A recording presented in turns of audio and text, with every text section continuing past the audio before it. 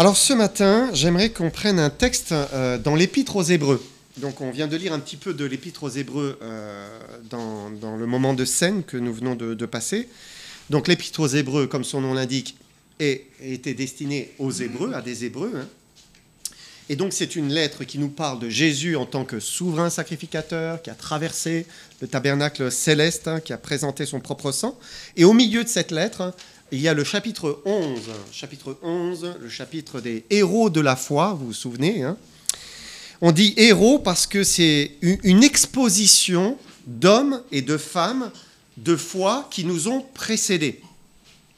Depuis l'origine, et le texte commence, quand vous prenez chapitre 11, le texte commence avec Abel, fils d'Adam, qui a eu foi, qui a offert un sacrifice à l'Éternel, le premier-né de son troupeau, en passant par tous les patriarches, en passant par Abraham, par Sarah, par Moïse, par Rahab, la prostituée qui eut foi, en passant par les prophètes, et puis le prophète Samuel, et puis encore, il cite plein de faits, mais sans donner des noms.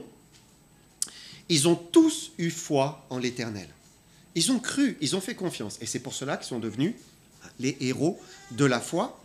En fait, ils se sont jetés dans le vide, c'était ça, jetés dans le vide pour Dieu, abandonnant tout pour parfois le suivre, sacrifiant leur vie d'autres fois, refusant l'abondance parfois parce qu'ils avaient de l'espérance, plutôt pour un héritage qui serait meilleur, une espérance qui était meilleure, refusant d'abjurer d'autres fois parce qu'ils croyaient en celui qui est invisible de nos yeux, mais visible avec le cœur, visible par la foi. Et aujourd'hui, tous ces croyants sont au ciel, dans la présence de Dieu, et regardez ce que dit l'auteur de l'Épître aux Hébreux, chapitre 12, versets 1 et 2, donc juste après le chapitre 11. « Nous donc aussi, puisque nous sommes environnés d'une si grande nuée de témoins, rejetons tout fardeau et le péché qui nous enveloppe si facilement, et courons avec persévérance dans la carrière qui nous est ouverte, ayant les regards sur Jésus, qui suscite la foi et la mène à la perfection. En échange de la joie qui lui était réservée, Jésus a souffert la croix, méprisé l'ignominie, et s'est assis à la droite du trône de Dieu. » Revenons sur le verset 1. L'auteur nous lance un appel, il commence en disant « Nous donc aussi ». En fait, ça nous concerne tous, il dit « Nous donc aussi », parce que nous sommes comme eux, en fait. Tous ceux qu'il vient de décrire dans le chapitre 11, nous sommes des hommes et des femmes, ni plus ni moins, exactement comme eux. Nous ne voyons pas Dieu de nos yeux, mais Dieu nous dit « Croyez, faites confiance, reposez-vous ». Il dit « Nous donc aussi, puisque nous sommes environnés d'une si grande nuée de martus ». C'est le mot témoin, martus, ça a donné le mot martyr, vous connaissez. Et nos traductions n'ont pas traduit « environné d'une si grande nuée de martyrs ». Pourquoi ? Parce que le mot martyr a pris la connotation de quelqu'un qui souffre, en fait. Un martyr, voilà, c'est quelqu'un qui en prend plein la figure, si je peux dire, pour sa foi. Et c'est vrai que les premiers chrétiens, beaucoup ont souffert, énormément ont souffert, horriblement. Le monde impie, païen, qui rejetait le vrai Dieu, s'en est pris à eux. Et eux n'étaient que des martus, ils n'étaient que des témoins, en fait. Ils témoignaient de leur foi, c'est tout. Voilà. Et puis, ils ont souffert. Ils témoignaient de l'existence du vrai Dieu. Ils témoignaient qu'ils lui faisaient confiance, qu'ils vivaient par la foi. Alors c'est vrai, certains souffrirent, mais pas tous. À la suite, d'autres furent juste des témoins. Témoins de l'action de Dieu, en fait. Témoins de l'accomplissement des promesses de Dieu dans leur vie. Témoins de guérison. Témoins de la providence, du secours de Dieu. Dieu intervenait. Témoins des victoires que Dieu leur accordait. Témoins même de résurrection, dit la Bible. Ils ont vu des morts ressuscités par la grâce de Dieu. Et puis d'autres, simplement, ont fait confiance à Dieu. Ils ne lui ont pas lâché la main. Ils ont été témoins de la fidélité de Dieu. Ils espéraient voilà, l'attente du futur, de l'éternité future. Il dit, ce sont tous ces témoins qui nous environnent. Quand on pense environner, on pense environner autour de nous, mais on peut le penser comme ça, environner comme ça, dans le sens, ils nous environnent dans le ciel. Ils sont tous là, ils nous environnent, dans l'étendue du ciel. Alors il dit, puisque nous sommes environnés de tous ces témoins, alors, la parole de Dieu nous dit, rejetons tout fardeau. Rejetons tout fardeau. Et il y a des choses que nous pouvons traîner dans notre vie chrétienne et qui sont pour nous comme des boulets. Des choses difficiles, parfois c'est comme une chaîne aux pieds, qui nous empêche finalement de courir dans la carrière qui nous est ouverte parce qu'on porte un fardeau ou des fardeaux. Le mot traduit par fardeau signifie quelque chose de protubérant, une masse, un volume important, quelque chose de saillant. Donc de là la traduction de fardeau, de poids, d'encombrement. Dieu veut qu'on rejette ce qui nous encombre, ce qui prend tant de place, qui pèse sur nos épaules, ce qui est une charge pour nous. Et il y a des charges qui sont parfois des fardeaux sur les chrétiens. J'ai mis une petite illustration, tu veux regarder, fardeau. Donc des fois, c'est comme ça, et on est accablé sous un sac immense, énorme. Et le chrétien, il peut être tellement chargé, avoir un ballot si grand sur le dos, qu'il n'arrive même plus à prier d'une manière efficace. Il n'arrive plus à lever la tête, en fait. Le fardeau est là, et il n'arrive plus à lever la tête vers le Seigneur. Il faut se décharger. Parfois, on est tellement occupé dans nos pensées, dans nos activités, on a des difficultés, on les tourne dans tous les sens, on cherche des solutions. Parfois, on n'en dort même plus. On n'arrive plus à dormir, Et la masse est si grande, si importante, qu'elle nous arrête dans notre course pour le Seigneur. Je pensais à Noé. Noé, quand il a reçu l'ordre de construire une arche immense. Chaque fois que je prends une scie circulaire ou une tronçonneuse, je pense à Noé. Je me dis, mais c'est incroyable, quoi. Parce que nous, on découpe là comme ça. Zoom. Lui, c'était à la hache. Et j'imagine, c'était pas non plus... c'était modeste, à la hache, des outils qui étaient sommaires, et il a travaillé. Il aurait pu être accablé en se disant, mais Seigneur, le bateau que tu me demandes de construire, ce navire, mais c'est impossible. Il a mis 80 ans. C'est énorme. Mais voilà, à chaque jour suffit sa peine.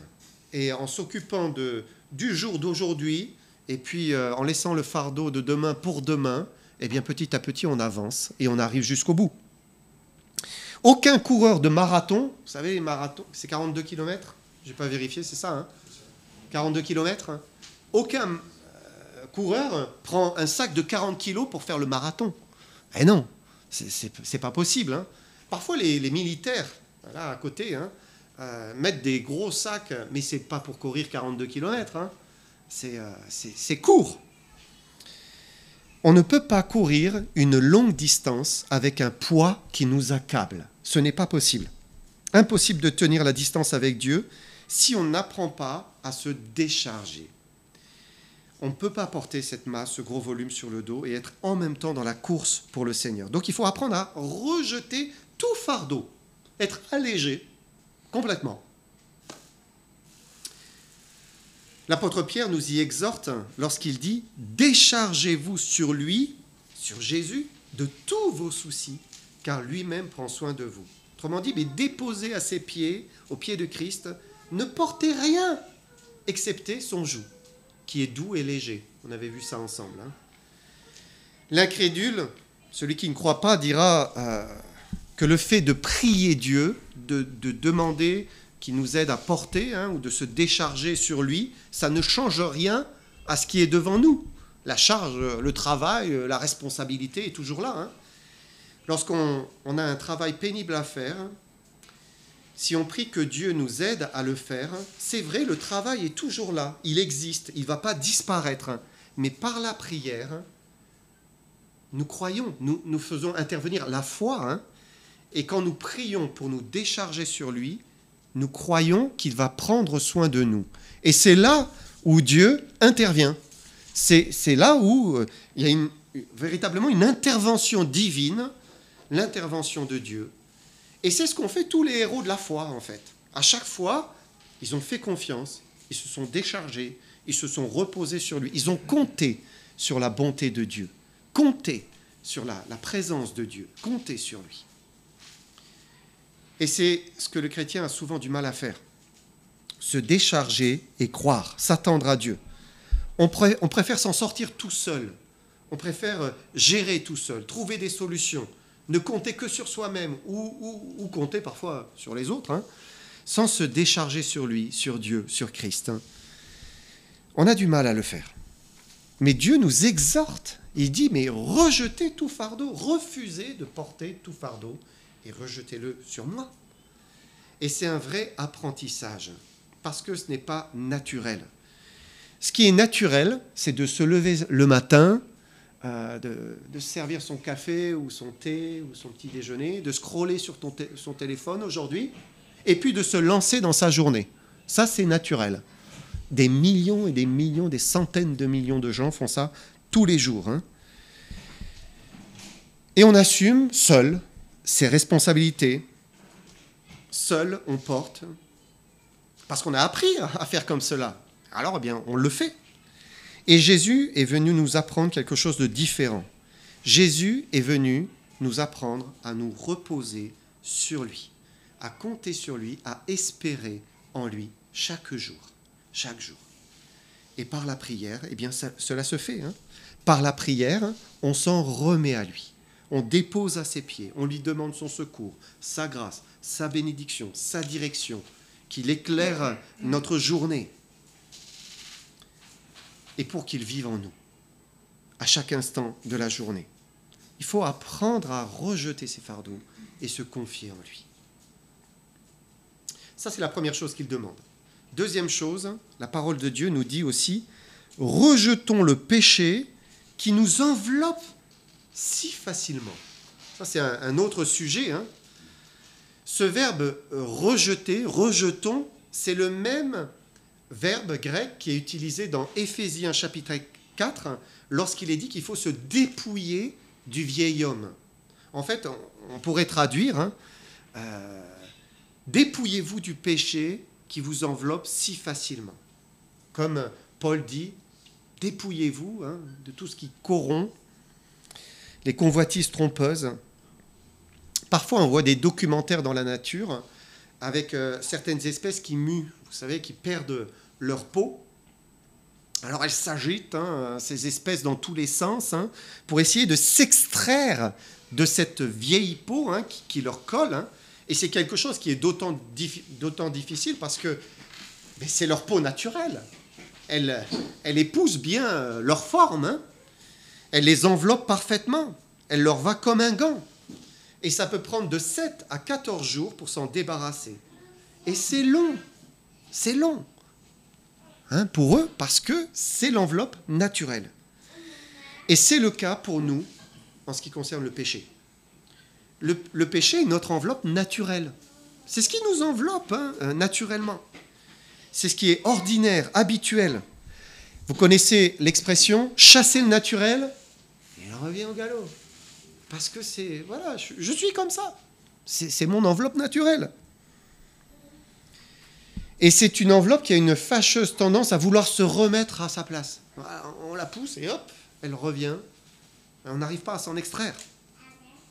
Il nous dit « rejetez, dépouillez-vous, hein, déshabillez-vous, hein, dévêtez-vous, dévêtez-vous, se dévêtir de cette enveloppe hein, qui nous enveloppe si facilement. » Et c'est bien comme cela qu'il faut voir le péché. C'est une vieille enveloppe. Et Dieu a fait de nous des nouvelles créatures. Il a changé quelque chose. Et comme nous sommes une nouvelle créature, ben cette enveloppe, bien qu'elle soit naturelle, ce n'est pas celle dans laquelle nous devons continuer à vivre. Il faut s'en dépouiller. Nous sommes des hommes nouveaux, des femmes nouvelles. Si nous avons cru en Jésus-Christ, hein, si nous sommes nés de nouveau, et nous avons la vie éternelle, et nous savons la rédemption éternelle, alors nous sommes nouveaux à l'intérieur. Et Dieu veut qu'on se dépouille de cette vieille enveloppe. La vieille nature, elle est portée vers le péché. La nouvelle nature que Dieu met en celui qui croit, elle est portée vers la sainteté. C'est l'un ou l'autre. Et notre volonté, elle est au milieu. Elle choisit chaque jour, chaque matin, chaque minute, dans quelle nature je veux vivre. Dans l'ancienne ou dans la nouvelle. C'est à chaque fois ça. Si on se confie en Christ, on rejette le péché, on lui demande de vivre en nous, refusant de faire notre propre volonté, alors on donne l'avantage à la nouvelle nature. L'Esprit peut nous remplir, nous inspirer, nous conduire, nous aider. Et si on ne fait pas ça, si on ne se confie pas en Christ, si on ne le recherche pas, si on met Christ au placard, alors eh bien c'est l'ancienne nature qui prend le dessus et qui commence à nous dominer dans nos journées. Alors de l'extérieur, quand vous voyez une personne, vous ne pouvez pas dire immédiatement où elle en est, dans quel homme elle vit, dans l'ancien ou dans le nouveau. Chacun vit sa vie comme d'habitude, voilà, on a des activités, on s'occupe. Mais il y a toujours des fruits qui sont révélateurs, des fruits qui montrent la nature qui domine l'autre. Parce que quand on donne l'avantage à l'une, elle domine l'autre immédiatement. Et on voit par les fruits.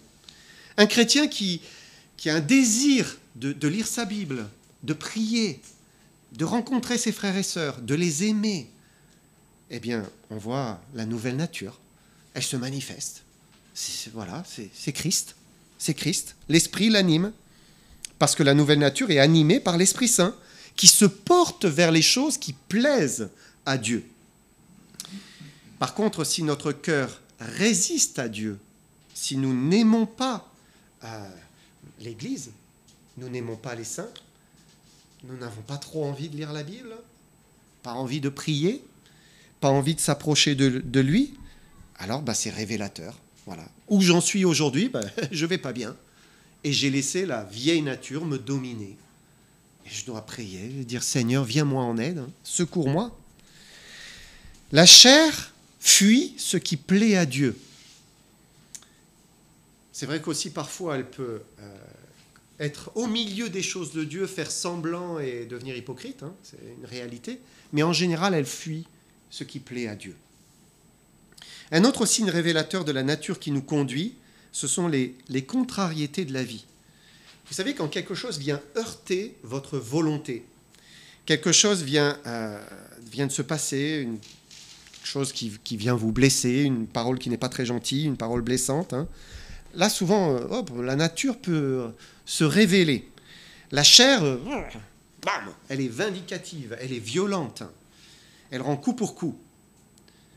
La nouvelle nature, elle est calme, paisible, elle accepte même de prendre un coup.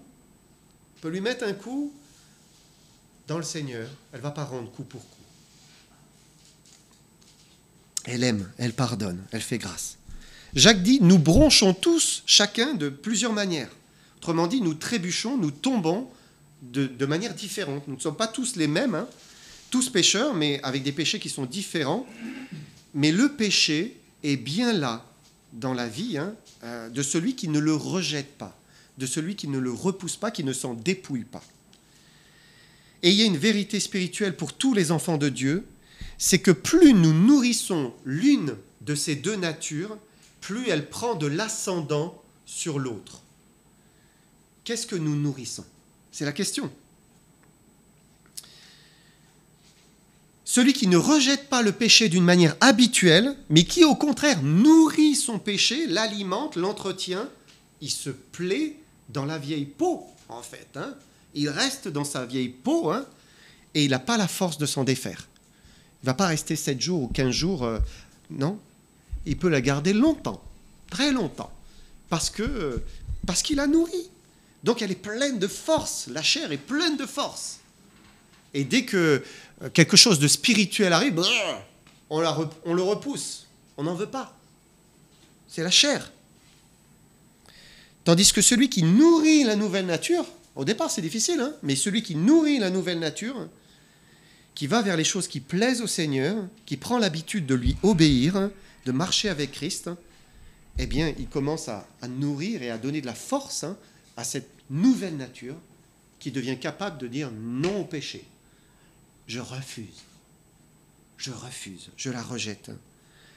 Le chrétien qui est nourri spirituellement, il ne reste pas par terre dans son péché. Il ne peut pas rester comme ça des jours, c'est impossible.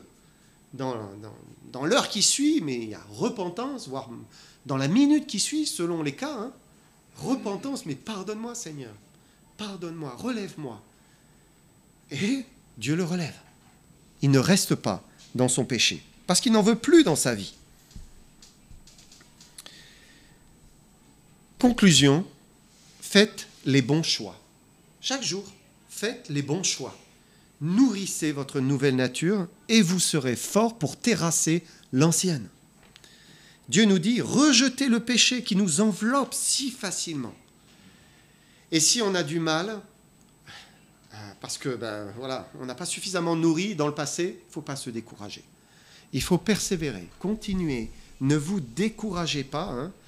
Si vous n'y arrivez pas aujourd'hui, vous y arriverez demain ou après-demain. Et donc c'est en choisissant, Seigneur, je veux marcher avec toi, je veux vivre en toi, pour toi.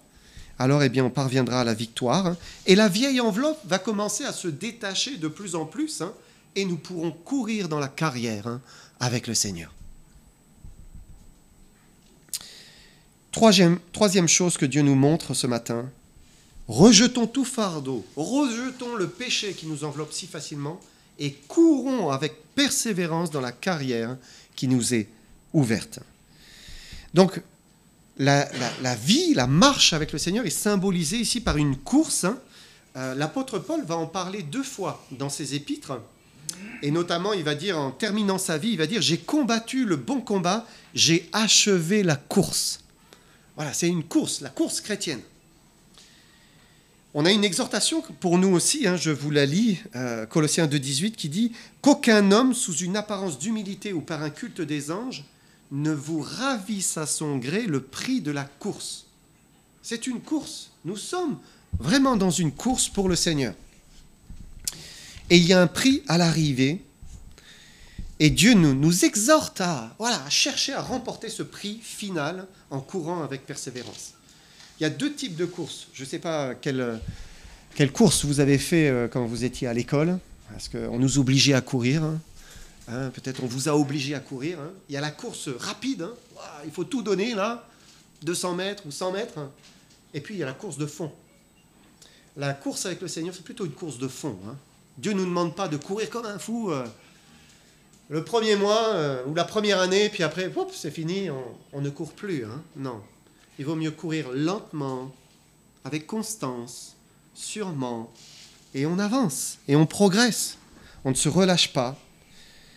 Et vous savez, quand on tient un rythme comme ça, on en parcourt des kilomètres. À un moment, on se retourne, on se dit « Waouh !» Même simplement en marchant. Quand vous marchez, c'est incroyable, vous êtes en montagne, vous marchez, et puis au bout d'1 heure, vous vous retournez, vous n'en revenez pas, en disant « Mais incroyable, en marchant, ce qu'on arrive à parcourir. » Alors, courir avec le Seigneur, on en fait des kilomètres. Et en courant avec le Seigneur, c'est là où on avance de progrès en progrès. C'est là où Dieu fait une transformation dans notre vie, en sorte qu'il croisse et que nous diminuons. Ça devient une réalité. Courir, ça exprime l'idée aussi d'un effort. Ça demande de l'énergie. Il n'y en a plus beaucoup qui courent aujourd'hui, physiquement. C'est quelque chose qui fatigue le corps. Mais il y a une réalité dans la course, comme dans le sport. C'est qu'une fois que vous avez pris un rythme régulier, ça devient beaucoup plus facile. C'est dur de se lancer, mais quand vous faites une course de fond, arrive un moment, il y a un rythme, et là on avance, et ça devient beaucoup plus facile. C'est la même chose dans la vie chrétienne. Au départ, c'est difficile de partir, de se lancer, ça demande beaucoup d'efforts, mais on finit par entrer dans un rythme. Et voilà, on y est, et on avance. L'auteur dit « La carrière nous est ouverte ». La carrière, c'était l'endroit des jeux de l'époque. Vous savez, en Grèce, On connaît les Jeux olympiques, mais ils avaient plein de jeux. Hein. Et donc, imaginez un endroit, hein, les athlètes qui courent dans le stade. Et beaucoup de chrétiens ne courent pas. Ils sont plutôt dans les gradins. Et ils sont spectateurs. Et ils regardent les autres courir. Les autres avancer, progresser. Mais eux ne courent pas ou ne courent plus. Dieu ne nous veut pas dans les gradins. Il veut que nous soyons tous dans l'arène, tous en train d'avancer, tous en train de progresser, transformés par lui. Il veut qu'on soit des acteurs, qu'on soit impliqués hein, dans la sanctification qu'il veut opérer dans nos vies, hein, et qu'on progresse avec le Seigneur. C'est simple. Si nous sommes la même personne depuis des années et que ça ne change pas, c'est que nous sommes un spectateur. Nous ne sommes pas dans l'arène. Parce que arrive un moment, quand on marche avec le Seigneur et qu'on court avec lui, on se retourne et on se dit « mais je ne suis plus la même personne. Il y a des choses que Dieu a changées dans ma vie. » Si vous n'avez pas changé depuis longtemps, peut-être que vous n'êtes plus en train de courir. Et il faut descendre des gradins et vous lancer de nouveau dans la course avec le Seigneur. Le verset suivant commence par ces mots « ayant les regards sur Jésus » ou « regardant à Jésus ». C'est la dernière chose que Dieu nous demande ici. On vient de chanter « lève les yeux et contemple ». Il y a beaucoup de versets qui nous disent de lever les yeux hein, vers le Seigneur. Il y a beaucoup de chants en anglais aussi hein, qui nous dit, je pense à un chant « Look up child hein ». Donc, regarde en haut mon enfant. Lève les yeux vers Jésus. Je rejette les fardeaux, je rejette les péchés, je cours en regardant vers Jésus. Là, vous avez le secret de la vie chrétienne. Regardez vers Jésus-Christ. On doit apprendre à regarder vers lui. Et ce regard, c'est bien sûr pas un regard avec les yeux, hein, mais c'est un regard avec le cœur, avec l'esprit que Dieu nous a donné. Nous avons la capacité, par l'esprit, de regarder vers Dieu, de porter notre attention vers l'Esprit de Dieu, vers Dieu lui-même. C'est une faculté que Dieu nous a donnée, puisqu'il a fait de nous corps, âme et esprit. Il y a une part en nous qui est spirituelle. Et avec cette part, il est possible de lever les yeux vers Christ. C'est difficile parfois de l'expliquer avec des mots, mais c'est une réalité. Dieu nous dit, hein, peut-être vous l'entendez vous-même dans votre cœur, regarde vers moi, lève les yeux vers moi. Hein, arrête de regarder autour et lève les yeux vers moi, parce que c'est là où tout va devenir beaucoup plus clair.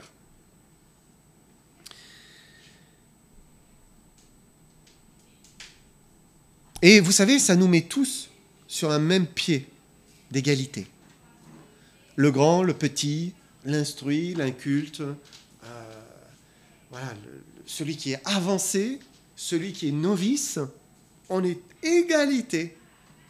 Tous, nous avons la faculté de regarder par l'Esprit vers le Seigneur. Et il nous faut simplement le vouloir, le désirer, le rechercher, porter notre attention de cette manière vers lui, faire l'effort spirituel de se tourner vers lui. Adolphe Monod, donc c'est un pasteur théologien du début du 19e siècle, a dit des choses intéressantes. Il a dit « Portons nos regards sur Jésus et sur rien d'autre ». Donc le verbe grec signifie qu'on regarde fixement dans une direction, on tourne ses yeux, les yeux du cœur, hein, dans sa direction, et on garde cette direction. On ne peut pas se concentrer sur 10 choses en même temps. Hein. C'est impossible de regarder 2 choses en même temps. Hein. Avec nos yeux, c'est impossible. Avec le cœur, c'est pareil. Hein. On ne peut pas penser à une multitude de choses et regarder vers Christ. Hein. Donc, regarder vers Christ et faire abstraction de tout le reste. Hein. Monod disait « Les regards sur Jésus et non point à nous-mêmes, à nos pensées, à nos raisonnements, à nos imaginations, à nos goûts, à nos désirs, à nos projets même, puisque c'est lui qui doit inspirer toute chose. Les regards sur Jésus et non point au monde, à ses convoitises, à ses mauvais exemples, à ses jugements. Les regards sur Jésus et non point à Satan. qu'il essaye de nous effrayer ou qu'il essaie de nous séduire. Sur Jésus, et non point au mal sous toutes ses formes. C'est une grande sagesse de s'éloigner du mal et de garder ses yeux sur Jésus seul. Sur Jésus, et non sur notre religion, si évangélique puisse-t-elle être.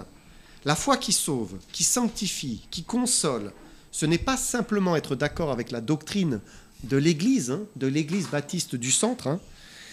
Ce n'est pas non plus comprendre intellectuellement que Jésus est mort pour nous, c'est avoir pris pour habitude de venir au milieu du peuple de Dieu pour se nourrir de Jésus-Christ.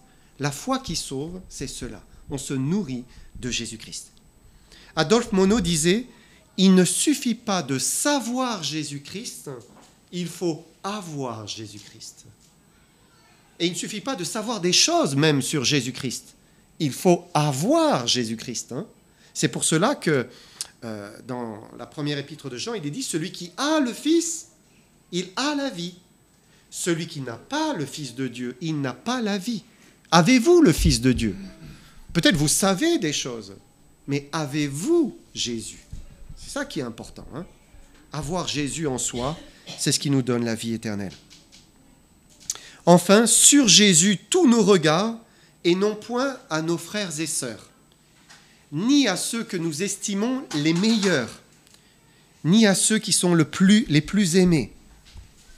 Et c'est Adolphe Monod qui dit ça, je trouvais très intéressant. Il dit « En suivant un homme, nous courons le risque de nous égarer. En suivant Jésus, nous sommes certains de ne jamais nous égarer. » Il faut prendre conscience que si nous mettons un homme entre Jésus et nous, insensiblement l'homme grandit et Jésus diminue. C'est tellement vrai, tellement vrai.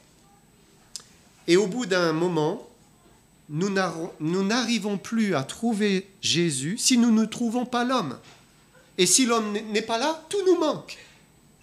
Et non, il faut s'attacher à Jésus et à Jésus, rien qu'à Jésus. Et Jésus, il est toujours là. Par contre, si Jésus se tient entre nous et l'homme, alors notre attachement à l'homme est moins direct, mais plus profond. Moins passionné, mais plus doux. Moins nécessaire, mais plus utile.